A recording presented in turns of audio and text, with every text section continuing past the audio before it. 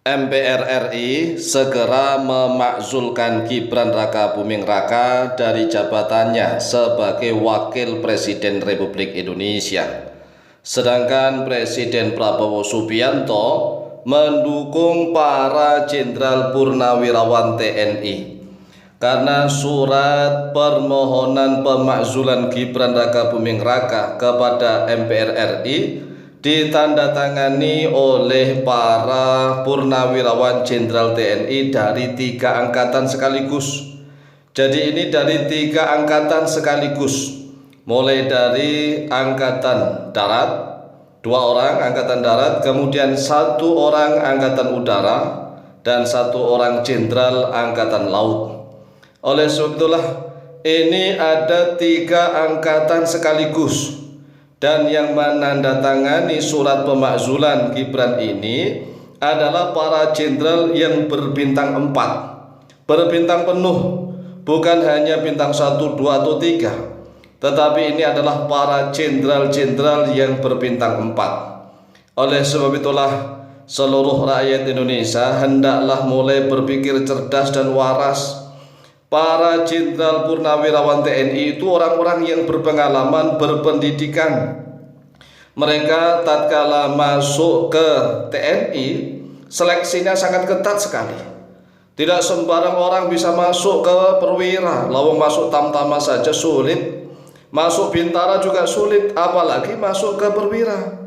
Nah, sedangkan para Jenderal Purnawirawan TNI ini yang menandatangani permohonan surat pemakzulan Gibran Rakabuming Raka dari jabatannya sebagai Wakil Presiden Republik Indonesia ini jenderal-jenderal berbintang 4. Nah, surat pemakzulan Gibran ditandatangani oleh 4 jenderal purnawirawan TNI dari 3 angkatan sekaligus, Angkatan Darat, Angkatan Udara, dan Angkatan Laut. Yaitu yang pertama, Jenderal Purnawirawan TNI Fakhrul Razi. Beliau lahir di Kutaraja Aceh, orang Aceh, pada tanggal 26 Juli tahun 1947. Beliau adalah perwira infanteri TNI Angkatan Darat.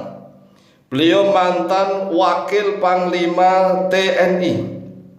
Jadi beliau pernah menjadi Wakil Panglima TNI tahun 1999 sampai tahun 2000. Kemudian yang kedua, dari unsur Jenderal Angkatan Udara ada Marsikal TNI Purnawirawan Hanafi Asnan. Nah, Hanafi Asnan ini asal Bangkalan Madura. Dari Bangkalan Madura, lahir pada tanggal 7 November tahun 1945. Ini adalah perwira TNI Angkatan Udara, mantan Kepala Staf TNI Angkatan Udara. Jadi bukan sembarangan, mantan Kepala Staf TNI Angkatan Udara tahun 1998 sampai tahun 2002. Kemudian yang ketiga, Laksmana TNI Purnawirawan Slamet Subianto. Ini beliau mewakili Angkatan Laut. Beliau lahir di Mojokerto, Jawa Timur. Orang Jawa Timur nih, lahir pada 4 Juni tahun 1951. Beliau juga bukan orang sembarangan. Beliau mantan Kepala Staf TNI Angkatan Laut tahun 2005 sampai 2007. Ini mantan-mantan Kepala Staf lo ya. Baik ini Kepala Staf Angkatan Udara, baik itu Kepala Staf Angkatan Laut.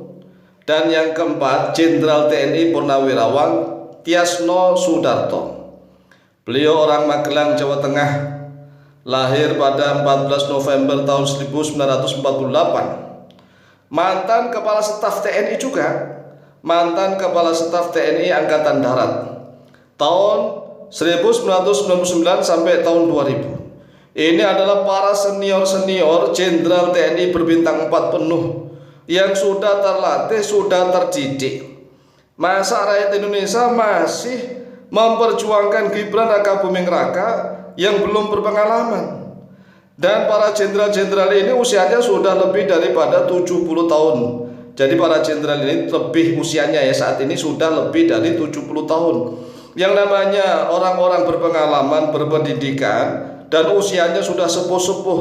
Apa sih yang mau dituduhkan? Apakah mereka itu masih dituduh sebagai orang-orang yang kemaruk jabatan?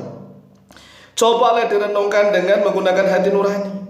Dimanapun negara kalau ingin maju, negara ingin maju nih, para sesepuh-sesepuh yang sudah berjuang dan pengalaman, itu nasihatnya akan selalu dituruti dan didengar. Ini ciri-ciri raja maju. Jadi kalau kita lihat nih, kerajaan-kerajaan zaman dahulu, para penasihat-penasihatnya adalah orang-orang yang selama ini sudah berkiprah ngurusi bangsa dan negara. Bukan orang-orang sembarangan. Nah, para TNI sepuh-sepuh ini kan sudah pengalaman. Ada pengalaman di Angkatan Darat, pengalaman di Angkatan Udara, pengalaman di Angkatan Laut. Nah, tatkala beliau bersepakat menuntut kepada MPR agar segera memakzulkan Gibran Rakabuming Raka. Nah, banyak sekali orang-orang Indonesia yang belum tahu apa-apa. Mereka membela mati-matian Gibran Rakabuming Raka. Ini kalau dibiarkan terus-terusan, negara ini mau diatur oleh hawa nafsu masing-masing atau gimana? Kalau negara ini mau diatur oleh hawa nafsu masing-masing, nanti yang miskin, susah, sengsara, menderita itu seluruh rakyat Indonesia. Bukan hanya orang-orang yang mencintai Gibran doang. Ingat nih, jadi inilah yang menyebabkan kami tetap ikut cawi-cawi campur tangan.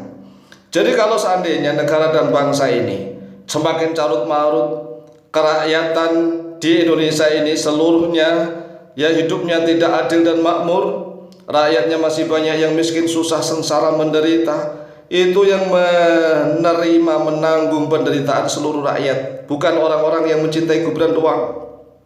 Kalau seandainya misalnya nih hidupnya seluruh rakyat ini susah, sengsara, menderita, ternyata yang menanggung itu adalah orang-orang yang mencintai Gibran, silakan negara ini diurus sendiri. Tetapi masalahnya kalau sudah negara carut marut, yang menderita, yang merasakan susah sengsara itu seluruh rakyat.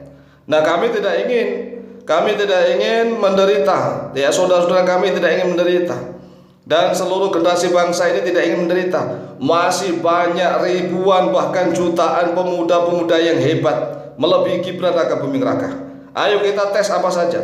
Apakah Gibran itu pernah menjadi pemuda kampung yang bisa memperjuangkan kampungnya? Tidak.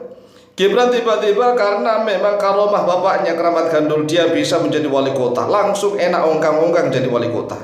Mudah setelah itu enak ongkang-ongkang lagi menjadi wakil presiden. Enggak pernah berjuang dari bawah. Sedangkan para jenderal-jenderal ini, mereka berjuang dari nol sampai mereka menjadi orang-orang yang pengalaman dan handal. Demikianlah, semoga seluruh rakyat Indonesia menjadi sadar dan waras. Indonesia menjadi baldatun thayyibatun wa rabbun ghafur. Amin, amin, amin, Allahumma amin.